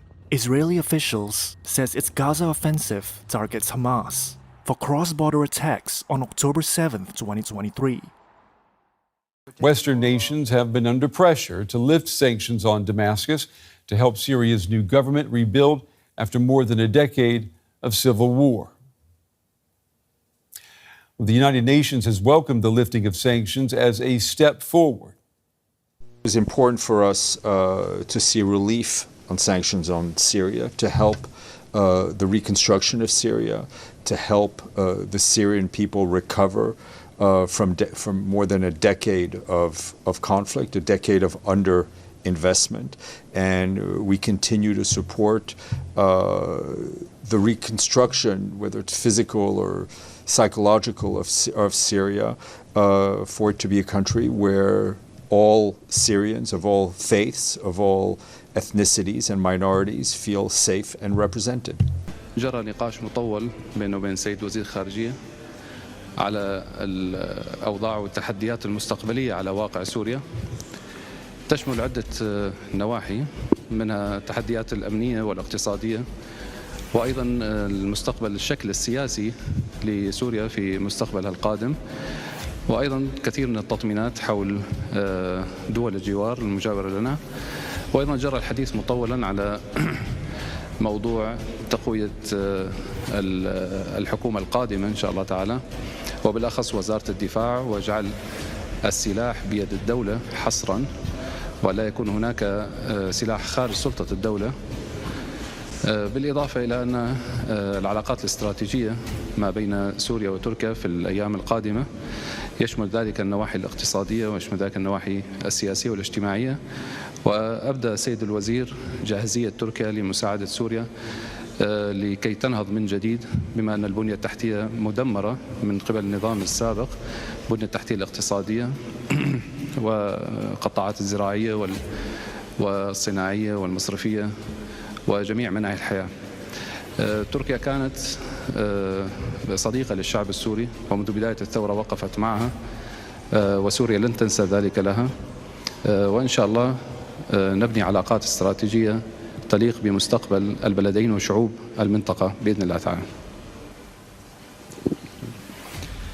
Rob, it is really significant for different reasons. First of all, this is also going to be a recognition of the fact that you have to reconnect the Syrian financial and banking system with the global banking sector. It is quite a significant development for the Syrians to be able now to wire their own transfers back to Damascus and across the country without fear of any repercussions or sanctions imposed by the international community, the EU in particular. It is going to mean also that the assets of the Central Bank of Syria that were frozen in the European level are going to be now lifted, plus allowing the government to start also exporting oil globally. We're talking about the potential for more and more revenues to be generated by the Syrian government, but at the same time for the international community to start doing business back with Damascus and provide financial aid, because this is not just about the lifting of the sanctions, it is a recognition of the fact that the international community from now onwards is willing to provide significant financial aid to the people in Syria. After lifting the sanctions, the country can be reintegrated again into the international community. Syria can now resume its oil exports, which can bring the government billions of dollars in oil revenues to help rebuild the war-torn Syria. And also, Syria can now be reconnected to the international financial SWIFT code system. The government has reacted with optimism about bringing investment, foreign investment, into Syria in the fields of agriculture, industry, trade, healthcare and education, while people have received this decision with hope and anticipation. Generally, power outages in the economy are our major concern. We hope that these will improve so that commerce can get moving. We haven't experienced oil revenues before. That has always been for the elite. Now, whether that will be for the people or not, that remains to be seen. We are happy with the lifting of the sanctions, but it remains to be seen whether there will be substantial change in our livelihoods. Since the first announcement of lifting the sanctions by US President Donald Trump during his tour in the Middle East in mid-May, the Syrian local currency has started strengthening after years of drastic decline. And now this can be a step forward towards improving the US relationships, not only politically but economically as well. Now US companies can compete for the $400 billion construction project in Syria. Crown Prince Mohammed bin Salman of Saudi Arabia reportedly urging President Trump to engage with al-Sarraj. Saudi Arabia has gone from opposing Assad's regime to championing Syria's reintegration into the Arab fold. Why? And what does this pivot reveal about Riyadh's evolving strategy in this region? It's because of the location of Syria and the potential of Syria in the region and in the regional aspiration of the Saudis and the economic prosperity that Syria could contribute to this. Syria is at a very sensitive spot on the map. Stabilizing Syria could help stabilizing the Middle East.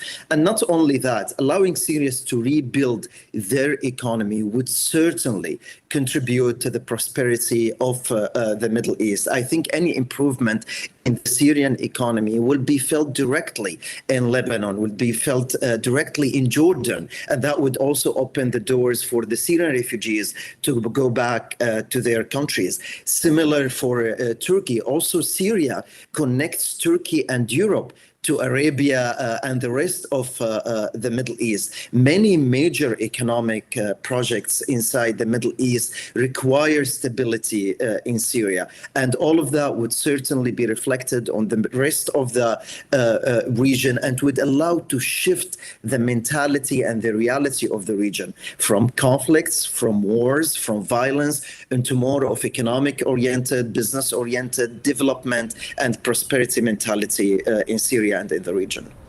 It's not the transitional authorities. We don't think they would harm us, but there are other elements on the ground in Syria that we have to be able to protect our people. Point.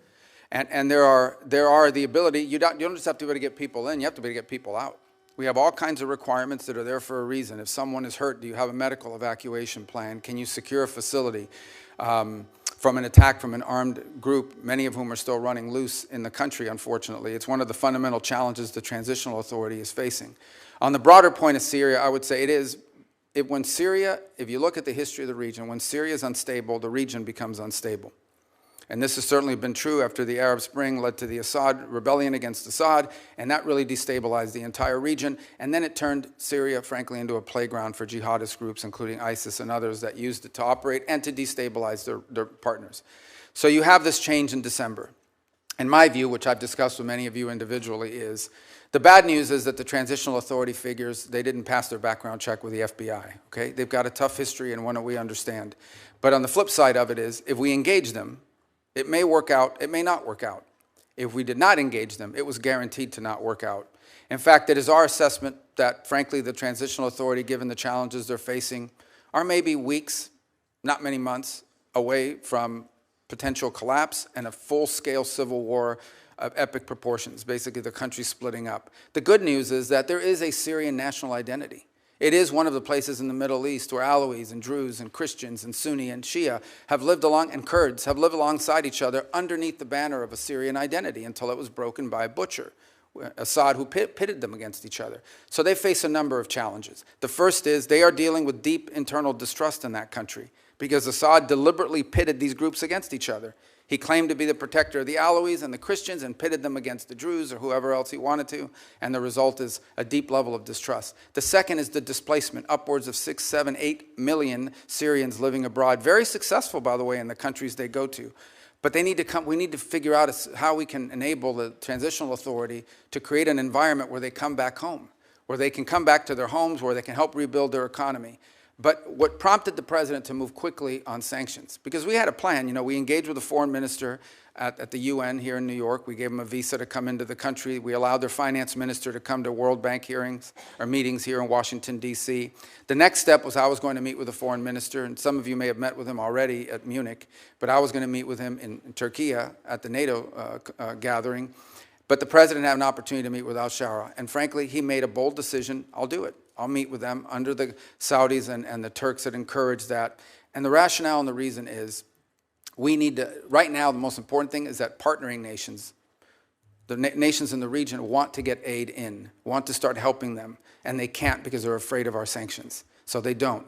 The lifting of the sanctions, its most immediate impact will be to allow neighboring countries to begin to assist the transitional authority to build governance mechanisms that allow them to actually establish a government, unify the armed forces under one banner and the like. But I want to be frank, that won't be enough. With the Caesar Act, we can issue waivers, but these waivers, because of expirations on them, are not going to attract the kind of foreign investment. Ultimately, there's going to have to be something done congressionally or more comprehensively to ensure that if the right steps are taken, we can create an environment for private sector growth that begin to provide economic opportunity to the people of Syria.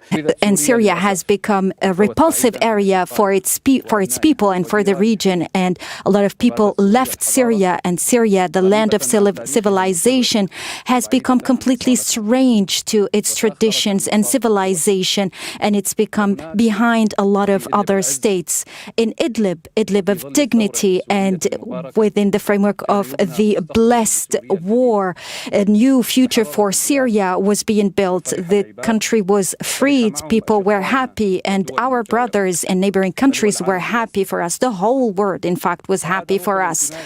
The belonging to our people, to their countries, has regained their souls, and also the neighboring countries made sure to share this happiness with the Syrian people. And now there is a new hope, there is a new window of hope and prosperity. However, Syria is still under the heaviness of what happened in the past. In the few months, we tried to put together a plan for recovery to change the reality that Syria used to live in. We tried to work relentlessly in order to maintain peace and stability inside the country, and also to try to include all the different factions within the army, and also to have an election committee to form a parliament, and also to have a committee for transition, a just transition, and to abolish all the unjust and unfair laws. And as we assess also the situation of the different institutions and how to make them work again. Along with all those efforts, we have also worked relentlessly on the diplomatic field in order to introduce the new Syria and the reality of Syria to the international community. Syria has taken part in different important international forums, and also raised the flag of beloved Syria in the United Nations, and was able to open closed doors and also pave the way to strategic relations with different Arab and international states.